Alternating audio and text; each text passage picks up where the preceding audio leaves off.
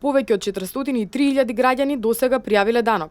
Денеска истекува рокот за доставување на годишни даночни пријави, а шалтерите на управата за јавни приходи ќе работат со продолжено работно време до 20 часот. Сите кои минатата година покрај плата и пензија остварили екстра приход од кири, авторски договори, дивиденди, берза и игри на среќа над 5.000 денари, имаат обврска да поднесат годишна даночна пријава. Заклучно со 14 март 2017 година поднесени се вкупно 403.000 годишни даночни пријави. Управата за јавни приходи очекува над 420.000 годишни даночни пријави да се поднесат. Тоа значи дека проекциите што ги имаше управата за јавни приходи во однос на поднесување на годишните даночни пријави се исполнети. И оваа година не изостана метежот пред шалтерите, бидејќи голем дел од граѓаните го чекаат последниот рок. Вела дека поради други обврски не стигнале порано да пријава данок. Македонска работа, синдром македонски. Чекаме 5 до 12. Ето. Погледнете што се дешава.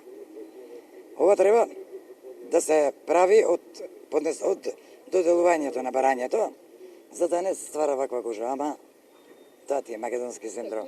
Заради тоа што секогаш сум вака со врски, ја оставам некои за крај и сега ми текна уште да се бајлева, се брзам да стигнам на брзина, меѓутоа гледам дека има голема гужва, ќе почекам малце, али да го средам и тоа. Па имав други одврски, за жал и морав до денес да одложим, али еве, земав и малце пред работа време, па да надокнадам после треба. Па вчера ни е дадено документот, затоа денеска и моравме да ги пријавиме. Последниот момент што се вика, синоќа ни ги дадено.